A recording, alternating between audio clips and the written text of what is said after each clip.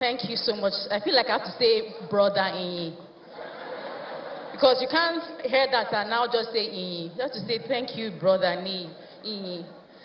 You know, we said we will be instructed, right? We said we will be inspired, right? We will hear insightful things, and you know, the response just said it all. Thank you so much, sir. Our next speaker is Audrey-Joe Ezigbo. Audrey is the Deputy Managing Director of Falcon Corporation International Limited, one of Nigeria's leading energy and trading companies, where she co-founded with her husband in 1994.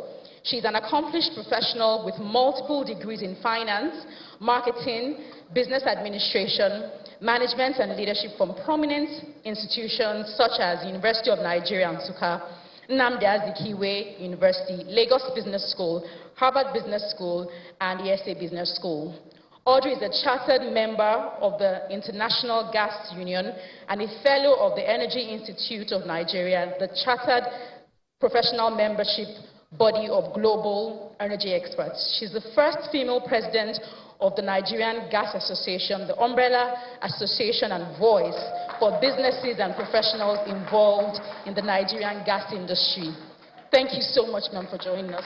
A warm platform welcome. Think Global. The platform is powered by the Covenant Nation. Thank you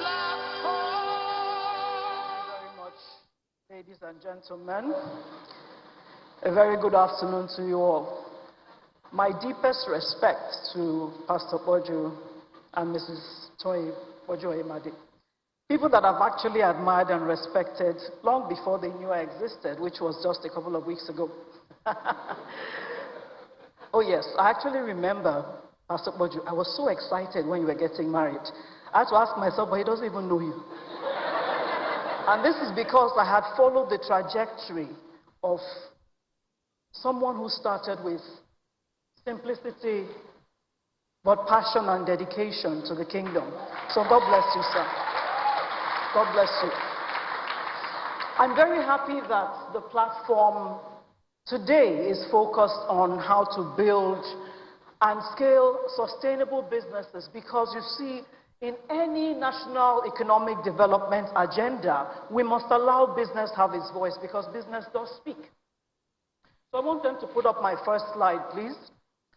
And this is Coca-Cola, who is operating. Yes, thank you, I can see it now. Now, there is no way we talk about global brands without talking about Coca-Cola. They are practically the world's largest beverage company. They have a presence in over 200 countries. And when they do their reviews, they attribute this success to what they call their Think Global, Act Local agenda, the strategy they adopted in the year 2000.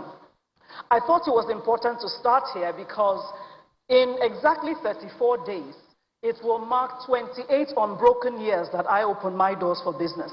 And the two companies that I held at that point as my benchmarks, Coca-Cola was one, the other being Mercedes-Benz. Now, second slide. A couple of weeks ago, Nigerians were not easy.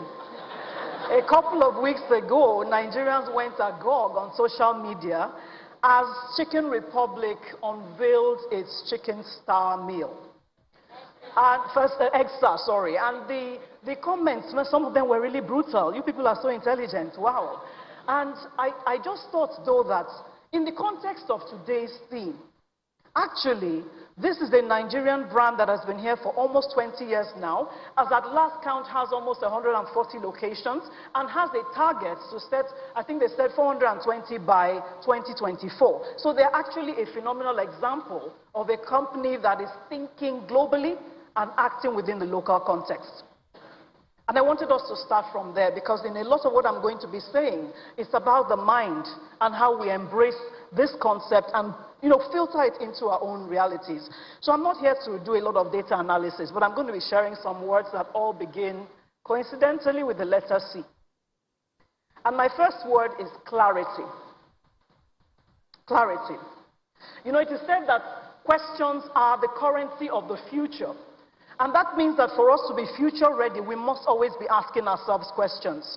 And so in preparing for today's session, I actually stepped back and started to ask myself some questions. And I asked myself, Audrey, what was the environment of business like in 1994 when you started? What did you know about GDP, growth rates, and inflation, population demographics, and the like? What did you really know about the direction of government spending and the like? I started to look at, all those things, and when you check the metrics, it seems, perhaps, that at that point in time, Nigeria was in a better place, or were we really? I started to ask myself, what was your oil and gas industry like at that point in time?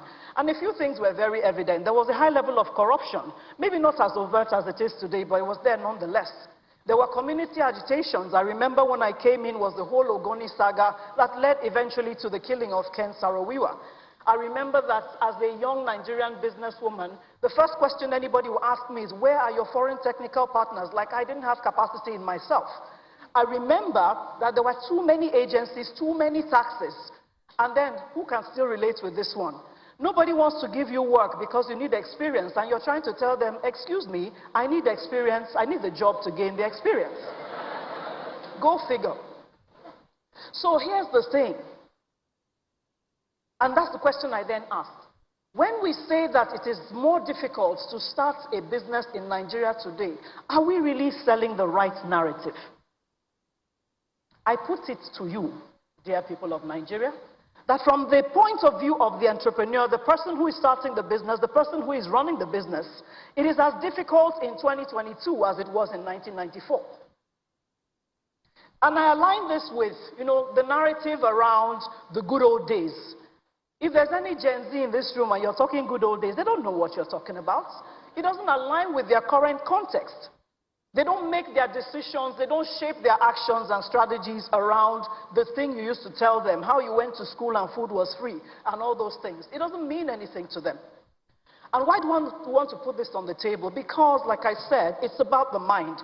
I think that for any future-forward entrepreneur in this year, we have to be very careful the things that we internalize so that we're not walking around with some funny cloud of negativity that then constrains our ability to be creative in today's context. So whether we like it or not, most of us in this room, we are willing victims of what is called confirmation bias, and PP spoke to that earlier. A situation where we just resonate with the kind of data and information that is more readily available. The problem with confirmation bias is that it constrains your thinking. And it also reduces your willingness to press past challenges and seek to make a difference. And here's the thing. Some psychologists actually say that confirmation bias is like you trying to find this balance between justifying yourself and seducing others to your opinion. So it's very comfortable for us to just go around and say, Nigeria, now wow, this country, you have to be your own local government, blah, blah, blah. And that's all we're seeing. And yet in this country, we are seeing unicorns being birthed in the same context. So I submit to you that those who are going to win first in their minds. That's what I want to put out there first. So my company is still here after almost 28 years, and this is because we had a global outlook from the beginning, like I said. If you've heard me speak, you've heard me say something that I looked at it, it sounds funny, but very true. And I asked myself, the people that formed Coca-Cola, Mercedes-Benz, honestly, I don't have their recent pictures, but I'm sure none had two heads. And I also said to myself, because I work with my husband, that these were family businesses that have now transcended generations and have a global impact significantly. So if they could do it, I certainly can. What do you see in your mind when you think about your business?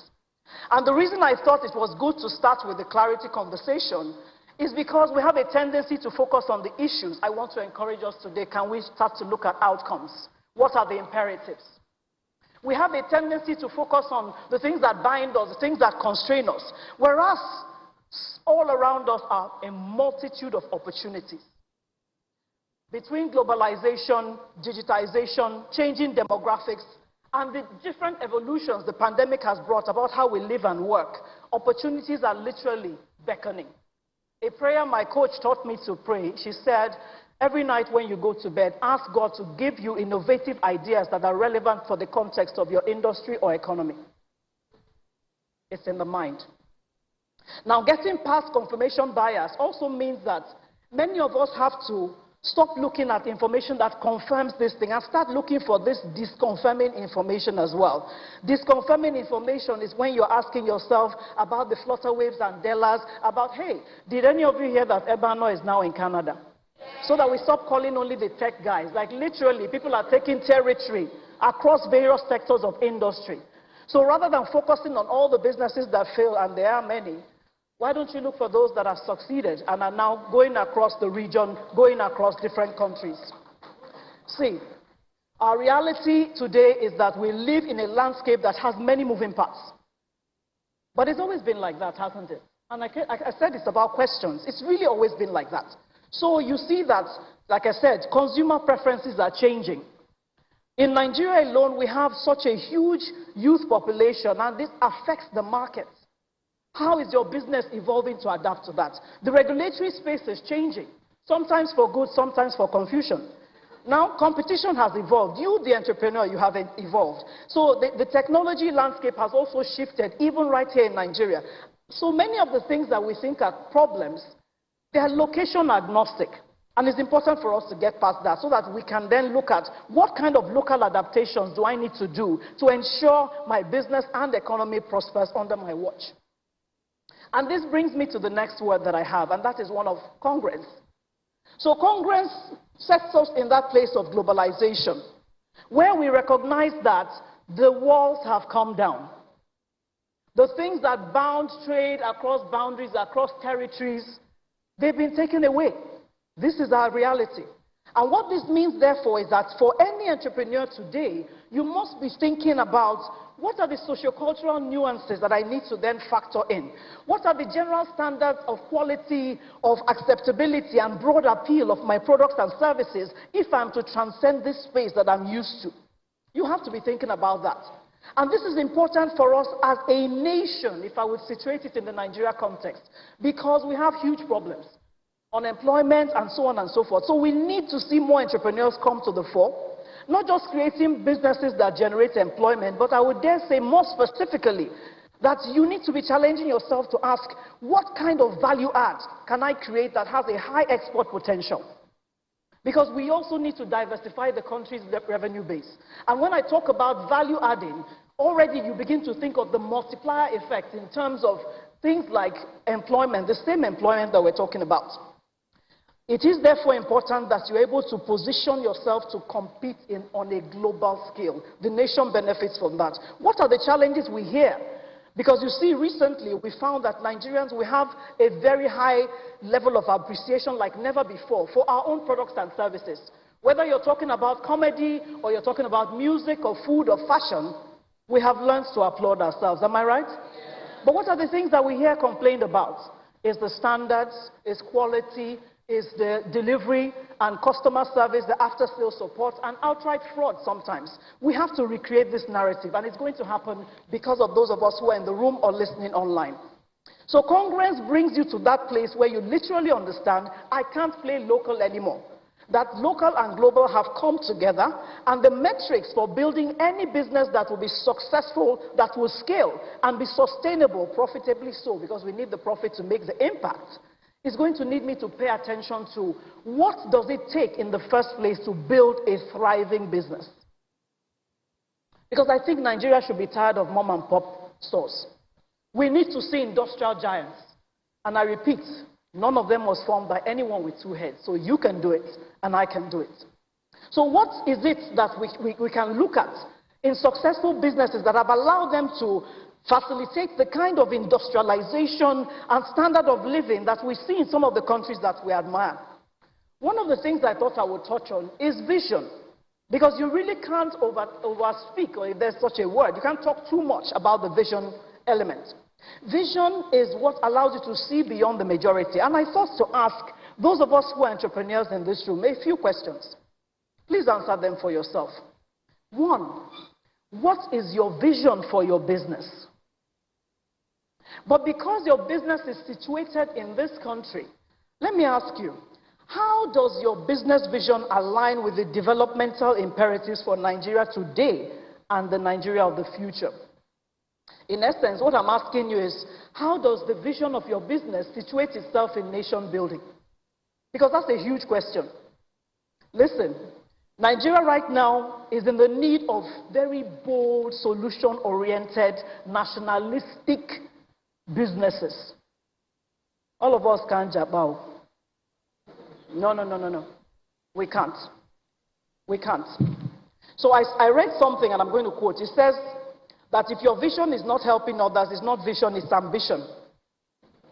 And ambition is what you want to become. It's about you. But vision is about God's plan for your life, and it's always about others. Let me just kind of paraphrase that a bit. And so what I wrote down is this, putting the Nigeria context. If your vision is not helping Nigeria, it is not vision, it is personal ambition. It is ambition about what you want to become because of your business. It's about you.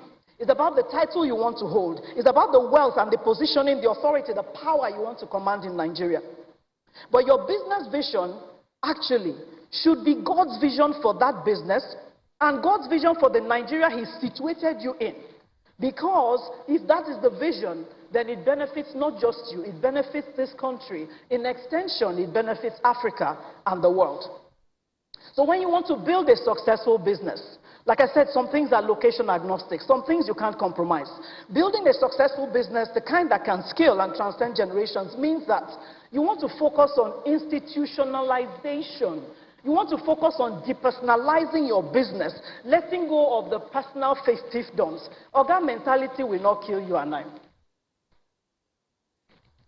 You need to be thinking, how can I make this bigger than who I am? Right? And institutionalization, it demands for you to put in place very efficient and effective systems, structures, procedures, policies, right? Governance frameworks to run your business. So it's not all about how you woke up and felt that morning, you take a decision and run. No, that's not how we build institutions that outlast us.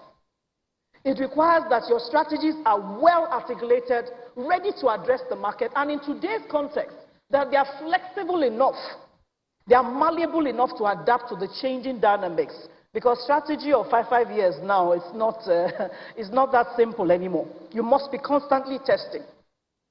Of course, you know that for us, we're talking about global context. So building this kind of sustainable business means that you're also looking at what are the global standards in my business, in my industry, for similar businesses across different climes. You're asking yourself, what are the operational best practices? You're asking yourself, what are the kind of risk, not just inherent in my environment, but because I want to expand and have a broader reach. What are the inherent risks in cross-border transactions, for instance? It's not easy. But the reality is that if we have more of our business people and entrepreneurs that recognize that if they do the grind, they put in the tenacity required, we can literally build a lot of formidable businesses that then transform our nation and economy. And this brings me to my next word, which is conviction. Conviction. So in the arena of conviction is us understanding that nothing good, nothing lasting comes easy. Conviction is what you require in today's climate, especially in this country where we're seated, if you're going to throw in your all into the ring and have staying power. It's conviction that is going to allow a business or business person cross that divide between the idea generation, the viability assessment, and then get past all the hurdles into focused action, because we need action. So it is in a place of situating your business within this national agenda and with a global outlook that you can make some kinds of strategic decisions. For instance, around people. If you don't have a global outlook, you will never train your people, because you're going to buy into this narrative that, oh, you know, if you train them, they leave. We hear it, right? Some of us even say it. But you want to build an agile workforce of global thinkers and people that have the kind of capacity to continue to run the business even if you are not there. Indeed, perhaps they can run it better than you.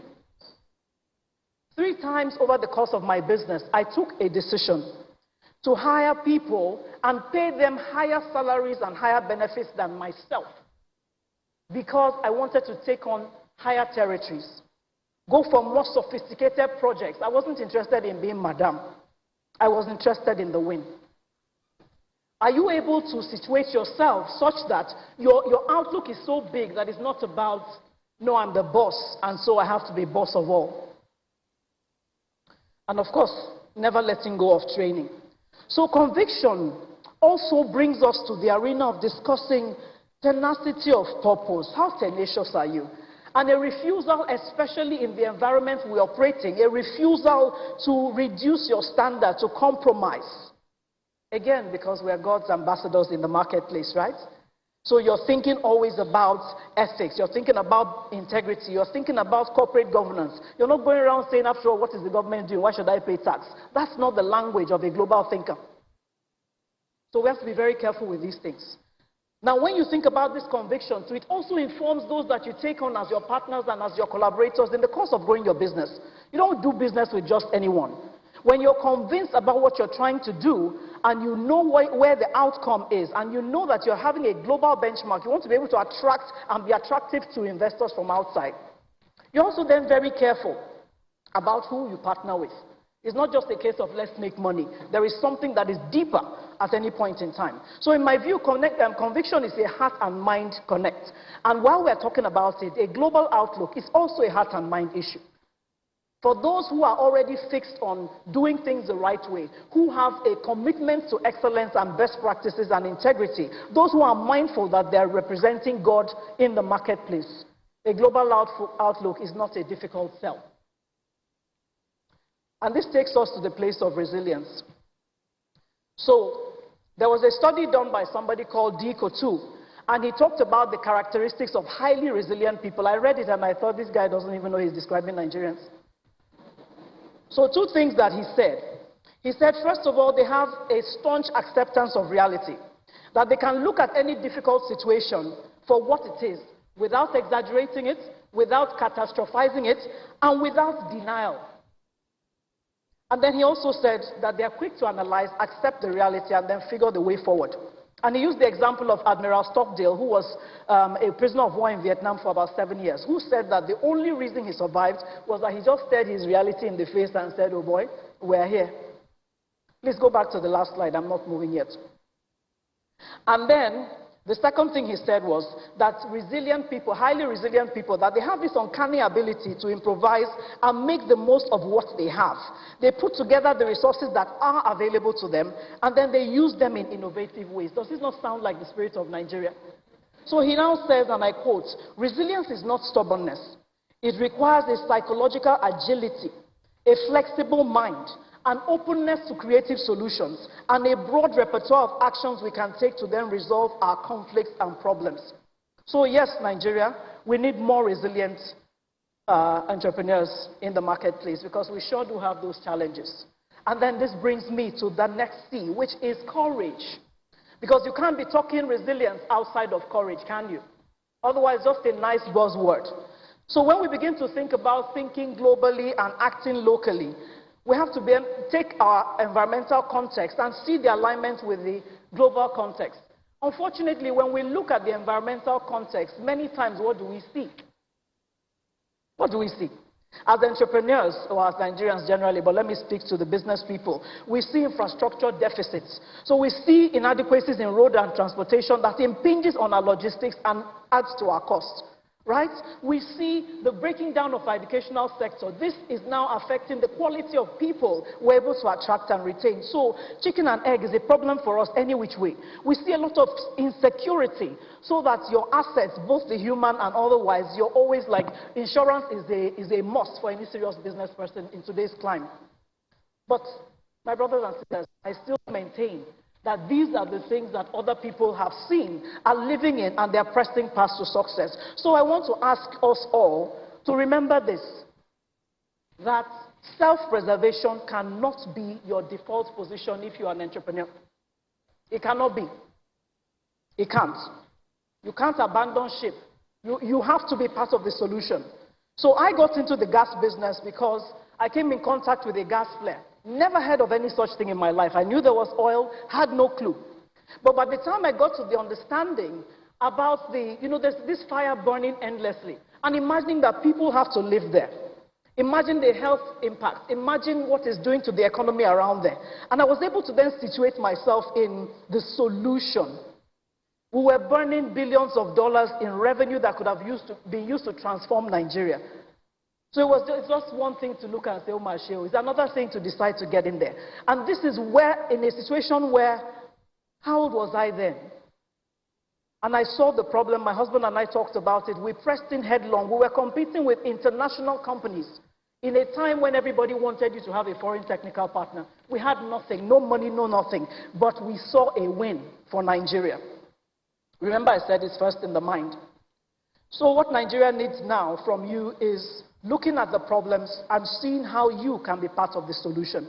And believe me, that solution will demand you to be brave in the face of the odds. The next thing I want to speak about then is capacity. Capacity is key. And I say that it's key especially in our current context because we have too many people who succeed at some level and then they are very happy. Because now you get you walk into a hall, they want to carry your bag. You walk into a hall, everybody's calling you sir. You walk into your office and you decide what happens, and we're happy. A few cars parked in the house, living in some place or the other, travel a couple of times a year, and we think we have made it when the country is breaking down and bleeding. Capacity means that we're looking at how we constantly upskill as entrepreneurs. Not just our people. This is not about your people. How about you? How are you building capacity? Even if it is knowledge and information, it's the adoption of technology, building of relationships that can facilitate the growth of your industry. I didn't go into the Nigerian Gas Association because I wanted to be a cute president. I went there because I saw that there was a huge problem in my industry, and I needed to be part of solving it. What are you doing in your own industry? What global benchmarks are you looking at? How things are done in other climes that you can build some knowledge capacity around and bring back into your organization, into your industry. It's very important because we're talking global context. Because of time, I'm going to move on. Collaborations is the next word that I have. And it's very closely related to this capacity conversation. So I saw a news item recently that says that intra-Africa trade is just at 13%. And this compares very unfavorably with 60%, 40%, and 30% interregional trade that is happening across Europe and North America and the Association of Southeast Asian Nations. So when you think about Nigeria, we know we have a high level of import dependency, right? And you know that the bulk of our exports are actually oil, right? Now, I started to think that that means that even though we're doing all this importation, we're not even trading with ourselves on the continent. Like, we're literally taking our limited resources and going to better someone else's economy. What does this mean, therefore? It means that today's context about thinking globally but acting locally should then open up the conversation for you about who am I collaborating with? Who can I partner with? Why is my business only in Lagos? Can I transact with Katsina? Why is my business only in Nigeria? Can I do business with Ghana? Can I go across the continent? Because we need to build capacity. So this is a climb where we want to be thinking about, again, the quality, the standards, the value of your products and services. How can you upgrade this so that those same things we import are readily available here and we can take the market across Africa? Of course, it's not going to be easy. You and I know this, but who is looking for easy? If you're looking for easy, there's the door. Now, thinking global, living local. We need to see those partnerships, right? We need to see more mergers and acquisitions. I think that this is the time where you want to say to yourself, where are the opportunities in my territory and who can I partner with to do this? Must I go it alone? Your challenge is to raise funding. Must you go it alone? Can you find 2, 3, 4 organizations that offer the same service and come together to take on an opportunity? A few years ago, the word co-opetition came out. This is a collaboration with your competition. We need to see more of this across Africa, and I think that this is the time for us to be having those conversations. I'm in one such transaction myself, and it's amazing the things that you are then able to do that you couldn't have done just with your own business. So why is this important again? Let's look at 1 or 2 things. First and foremost, the area of tech. We've talked about this a lot. Technology has transformed the way we do life. It has transformed the way that we do business. It has created new commercial and productive activities. And the World Bank did a study. They said that the digital space, digital economy, actually now accounts for about 15.5% of GDP. And not just that, but it's actually grown about 2.5 times faster than the GDP, global GDP has grown in the last 15 years. And there's another study that said that if we were to increase mobile penetration across Africa by just 10%, we can see a 2.5% increase in GDP.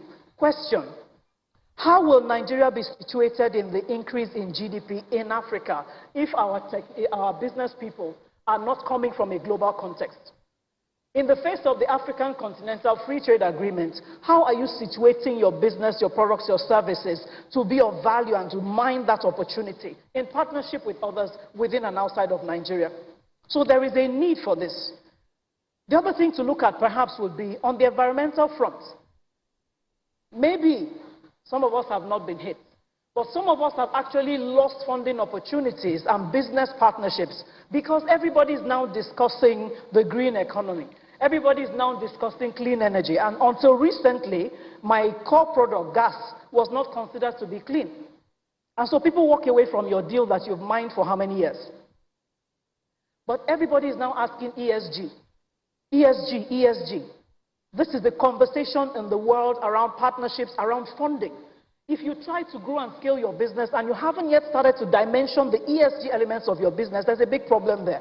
So you have to start thinking about it. And we have some companies like Mitimed, Cyrus Factory, Weed Cycler, so many of them who have gone wholeheartedly into recycling and upcycling. So perhaps the call for us as entrepreneurs is to rethink that waste part of our business, or perhaps to go into partnerships with them. Maybe put our money behind them so that they can scale. There is also a social imperative I'll quickly touch on. That we're a nation, as I said earlier, a burgeoning youth population, and they're largely unemployed. So there's nowhere for them to channel their energies, their initiatives, their creativity and passions. But more worrisome, my people, is that there's nowhere for them to channel their many, many frustrations at a system that has tended to fail them. I think that it is important for us to begin to collaborate, to build bigger businesses that can begin to absorb more of these young people and create the multiplier effects across the value chain that makes for not just more employees but more entrepreneurs, and the cycle continues to oil itself. And this brings me to my last point, that of convergence, which, could also be the conclusion of the matter. So I hear somebody say, okay, but I don't know if you've specifically told us what to do. Actually, I think that I have. Yeah, because I said that I'm not going to be doing data, I'm not telling you 10 steps. I just want to challenge your thinking. I said I want to talk about principles. I said that we win first in the mind. I said that it's important for us not to focus on the challenges. I said it's important for you, if you are a business person in this country, that you must be asking yourself, how do I situate myself in the national developmental agenda?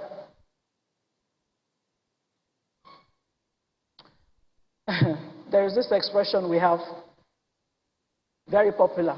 If I say it, everybody will laugh. We die here. And you know what?